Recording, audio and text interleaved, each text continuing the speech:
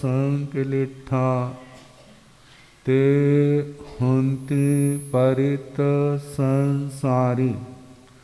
बोलिए भगवान महावीर पावन चरित गुरुदेव जी। बंदो मन वच काये भव सागर को तरण में करो हमारी सहाय। जिन शासन जिन वाणी सदा जयवंत हो। श्रमण संग सदा अविचल मंगल हो।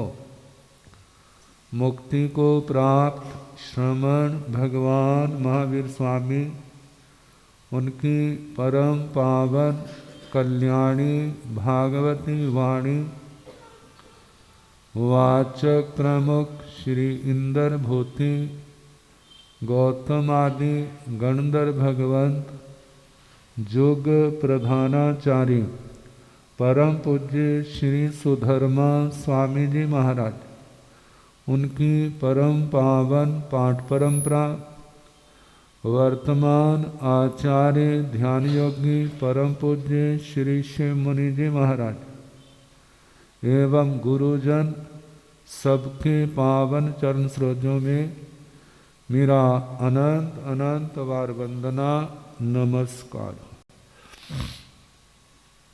उपस्थित धर्म प्रेमी सज्जनों, माताओं तथा बहनों, नव तत्वों में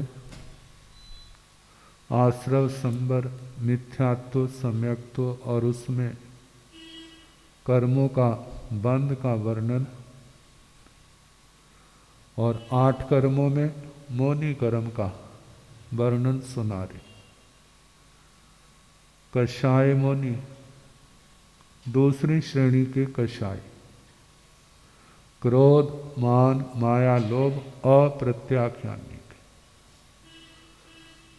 संसार के अंदर कहीं तो कला दिखाई जाती है और कहीं पर कुदरती कला के दर्शन हो जाते। एक जगह देखा गुजरात में पहाड़ियां,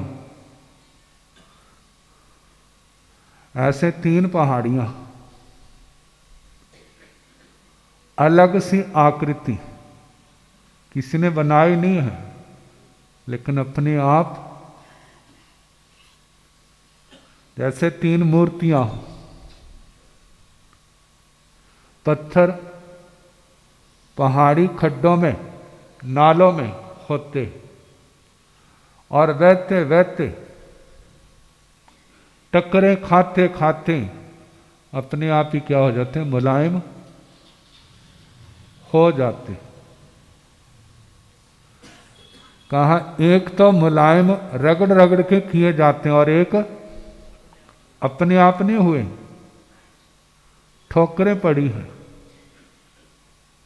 कितने टकराए हैं पत्थर पत्थर आपस में, वो इतनी ठोकरें खाई हैं फिर वो मुलायमपना उसके अंदर आया है। ऐसे ही एक आत्माई साधना के द्वारा दूसरों की शिक्षाओं के द्वारा अभ्यास करता है और उसकी आत्मा दिन प्रतिदिन निखरती जाती। और एक ऐसे उनको सिखाने वाला तो कोई नहीं, रास्ता दिखाने वाला कोई नहीं। अब काम तो करना ही है, करते हैं नुकसान हो जाता है, फिर वो सोचते कैसे नुकसान हुआ।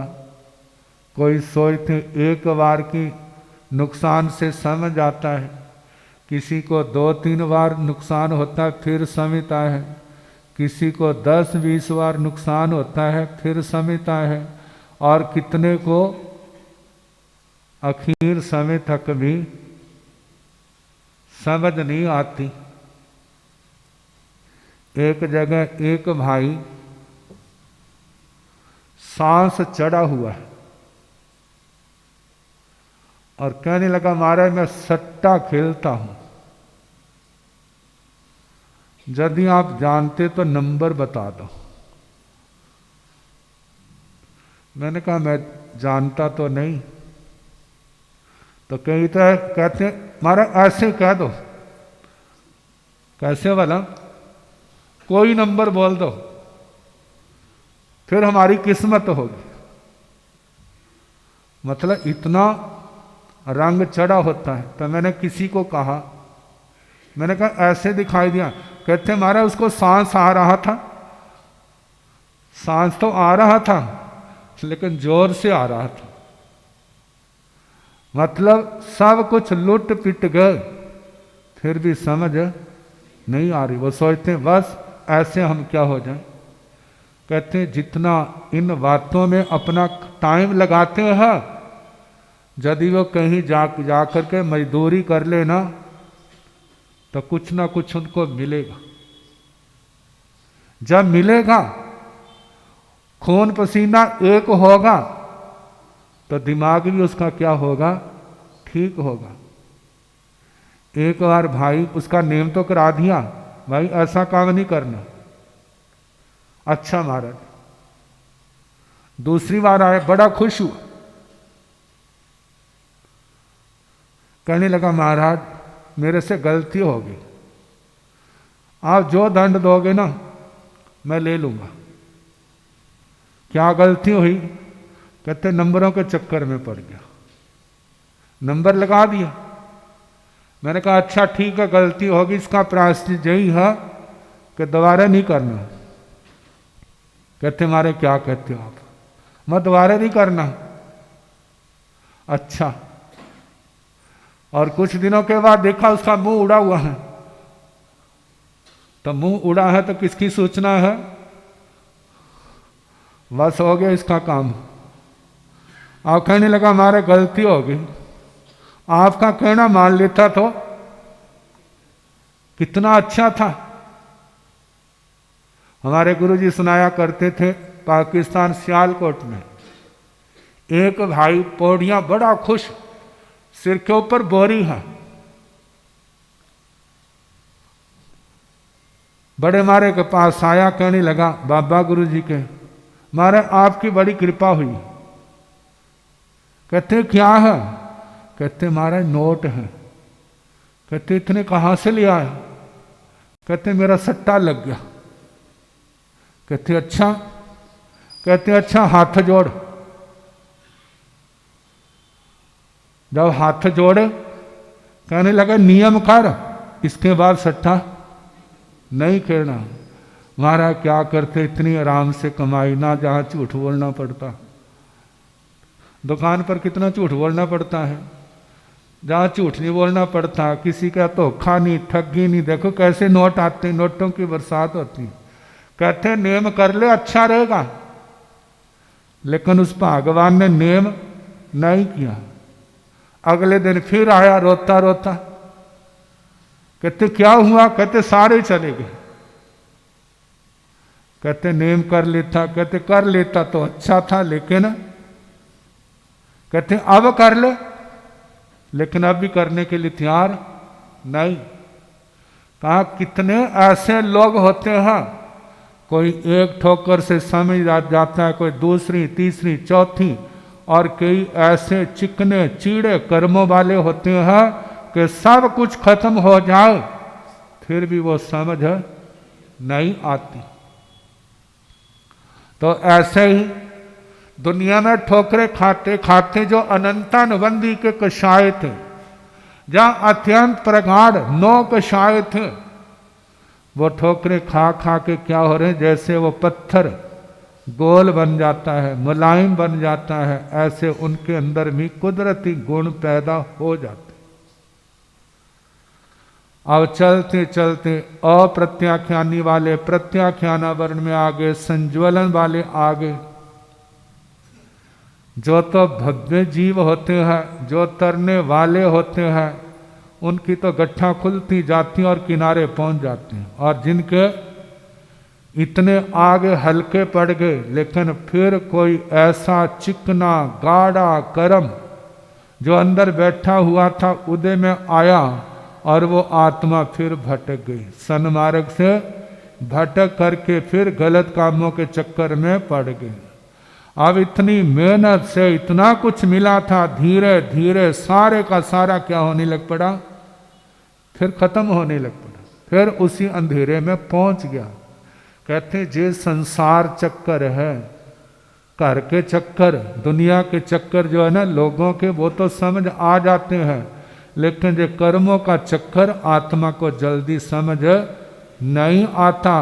कहते हैं जे आत्मा 21वें देवलोक तक अनंत बार जा चुका है, जब 21वें देवलोक तक गया है तो वो पाप कर्म करके थोड़ा गया है, कितना धर्म किया होगा, कितना नियम व्रत पाले होंगे, कितनी तपस्याएं की होंगी, फिर वो कहीं जाकर के इतनी ऊंचाई पर पहुंचा। लेकिन फिर कोई अत्यंत गाढ़ा पाप कर्म अंदर बैठा हुआ, वो फिर क्या हो गया, सिर उठा लिया और इतने ऊंचे स्थान पर पहुंचे हुए उस आत्मा को क्या कर दिया, फिर गिरना पड़ा।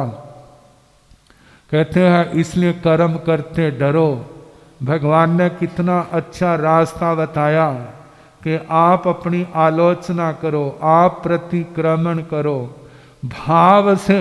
एक तो ना पाठों वाला जो प्रतिक्रमण, एक तो वो है, एक जो है आपको नहीं आता है तो भगवान को अपने ध्यान में, गुरुओं को अपने ध्यान में लेकर के जे क्षमा मांगे, हे भगवान मैंने कोई भी अनादि काल से जितने भी पाप कर्म किए हैं, मैं सच्चे मन से मैं उनकी माफी मांगता हूँ। मैं उनको गलत कहता हूँ, वो मैंने गलत किया, मूढ़ता के कारण मैं उनकी माफी मांगता हूँ, हर जीव से माफी मांगता हूँ और अपने अस्तित्व को, अपने अहम को खत्म करता हूँ। मैं कुछ भी नहीं, ऐसा नीचे गिराना कि नाली के कीड़े में भी कोई गुण हो सकता है, मेरे में वो भी गुण नहीं। कहा जब अपने आप को इतना जमीन पर ले आओगे ना, फिर आप सबसे क्या करोगे, माफी मांगने के वो योग्यता आएगी। और जैसे रोज क्षमा याचना करोगे तो वो जो कठोर से कठोर कर्म बंद है उनका प्रभाव कम होने लगेगा, उनका प्रभाव कम होगा और हमारी आत्मा का क्षोभक्षम का बल आगे बढ़ने लगेगा। तो ऐसे जब सारे कर्मों के ऊपर प्रहार किया है तो वो कम होते जा रहे हैं, होते जा रहे हैं, तो एक दिन उस आत्मा को क्या होगी, सफलता मिलेगी। हमारे गुरुजी नाई का पहाड़ा सुनाया करते थे, वो तो आप भी तो सुनते, कितनी बार सुनाया होगा बचपन में, लेकिन ये सुनाना अलग प्रकार का था। कहते एक नाई को जब 2 से गुणा की जाती है तो कितने आ जाते हैं, 18 आ जाते हैं ना। कहते देखो पहले तो नाया था, नाई के अंदर क्या खासियत है, जितनी मर्जी गुणा करो, जब उन अंकों को जोड़ करेंगे ना तो जोड़ जब एक अंक में आएगा तो 9 का ही होगा, ना कटेगा ना बढ़ेगा। तो जब कहा 2 9 18, कहते जो संसारी आत्माओं की स्थिति है, किनकी है, जो संसार की दलदल के अंदर फंसे हैं, 1 और 1 है और दूसरी और कितने हैं, 8 हैं। कहते वो 1 कौन है, वो तो आत्मा है। कौन है, आत्मा है। और 8 कौन है, 8 कर्म। समझ आ गया ना, 8 कर्म है। अब गुरुओं के चरणों में आने लगा, उनकी बातें सुनने लगा, उनकी बातें मानने लगा, पूर्ण रूप से नहीं लेकिन यथाशक्ति। अब मानने के कारण से जो 1 था उसकी ग्रोथ होने लगी और जो 8 थे वो कमजोर होने लगे। तो जंप लगाया, पहले तो कहा था ना 2 9 18, अब कहा 3 9 27, जो एक था कितने हो गए? 2, और जो 8 थे वो कितने रह गए? कहते व्यक्ति तो अभी 8 ही है, लेकिन उनकी इतनी ताकत कम हो गई। कितनी कम हुई है? 1 पॉइंट घट गया ना। जो 8 थे कितने रह गए? 7, और जो 1 था वो कितने रह गए? 2 हो गए। अब फिर साधना चल रही है। ये साधना संसार के पदार्थों के लिए नहीं, यश प्रतिष्ठा के लिए नहीं, आत्मा की शुद्धि के लिए है।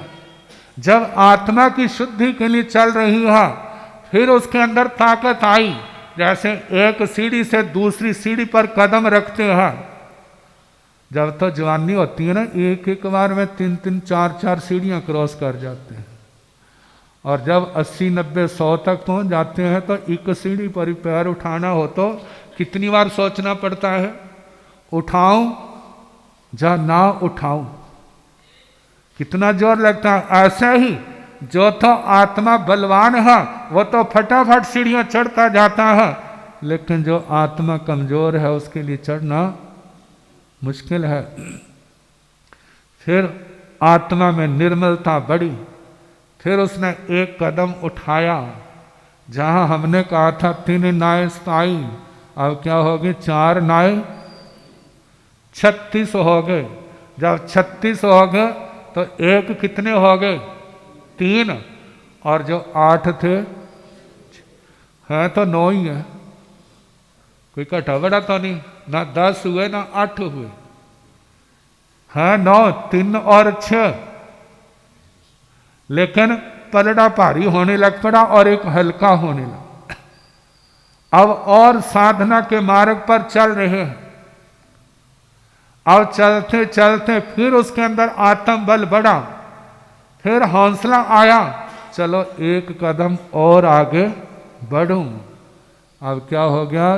4 नाय 36 की जगह 5 नाय 45 हो गए। अब तो थोड़ा ही अंतर रह गया बहुमत का। एक तो 4 हो गए और 8। और जिससे पार्टियों का ह्रास होने लगता है तो फिर ऐसे ही होता है ना, कैसे गिरती है। और मेहनत करने वाले, ईमानदारी से आगे बढ़ने वाले कैसे आगे बढ़ते हैं।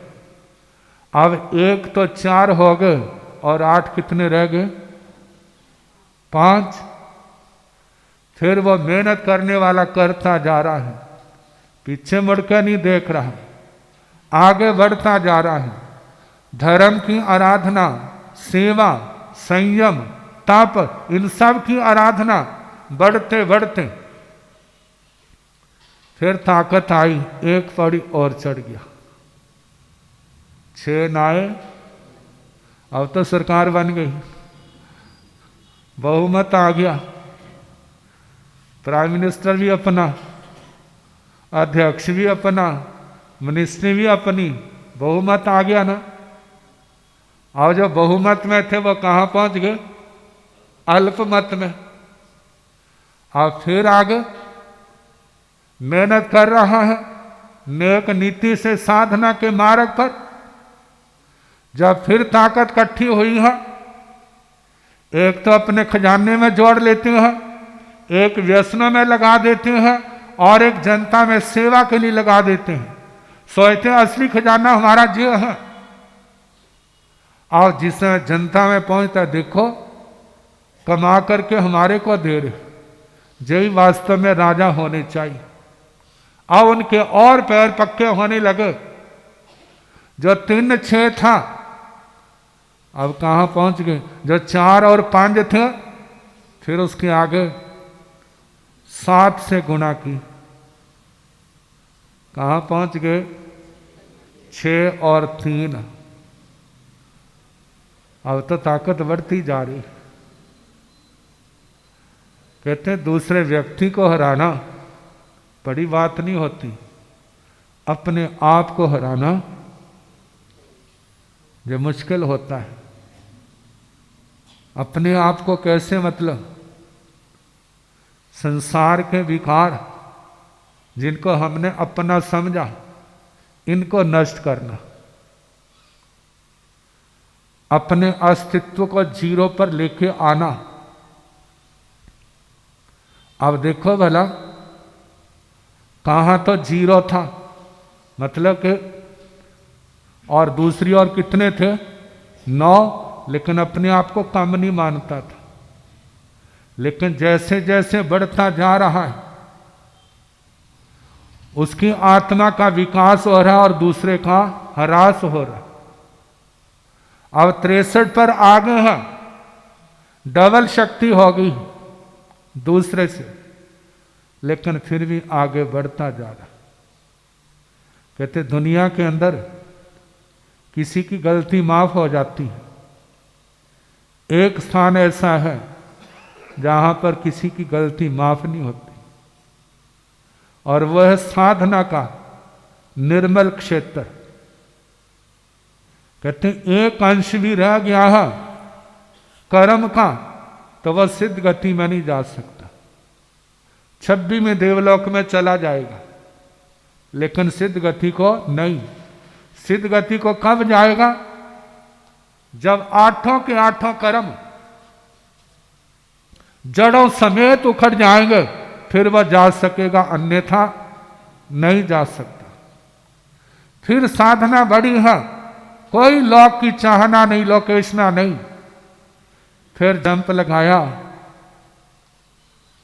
अब 8 से गुणा की, कितने हो गए, 9 8 72, और बहुमत हो गया। कभी 7 2 7 थे, आज क्या हो गए, 7 और 2 हो गए।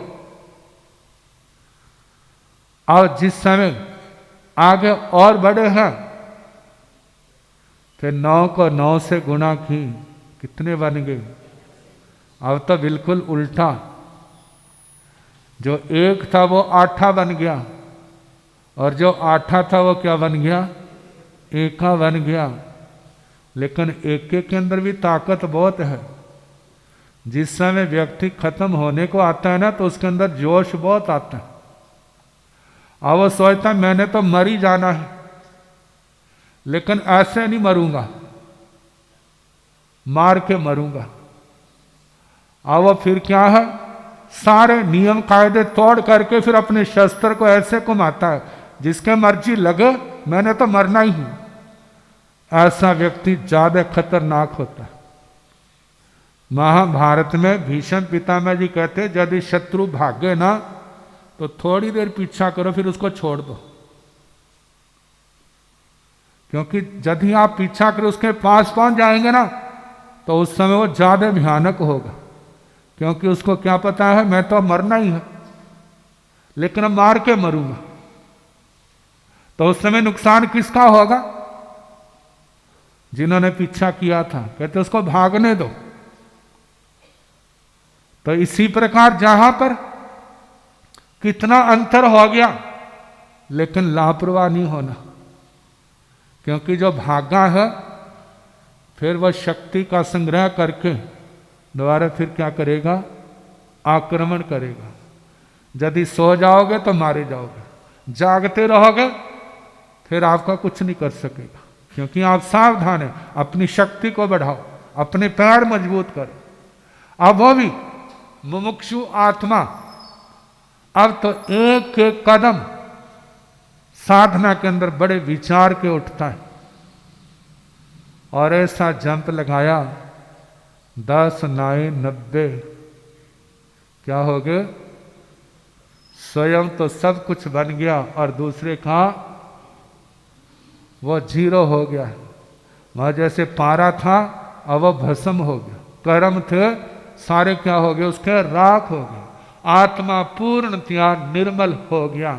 जे आत्मा की सिद्ध अवस्था है, जे आत्मा की पूर्ण अवस्था है, इस अवस्था को पाना है जहां पर कोई फिर कम नहीं होगा। क्योंकि सबसे बड़ी संख्या कौन सी है, 9 की है। ना घटती है ना बढ़ती है।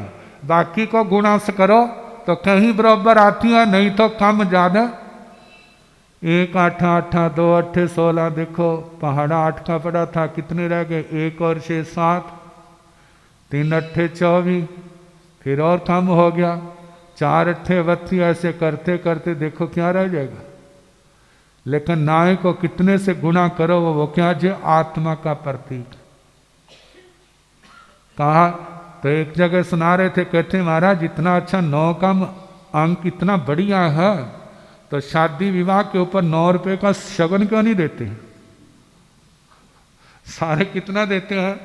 कोई 1 रुपये का देता है, कोई 1.25 रुपया देता है, कोई 5 रुपये देता है, कोई 11 देता है, 21 देता है, लेकिन 9 का कोई नहीं देता है। इसमें क्या कारण है?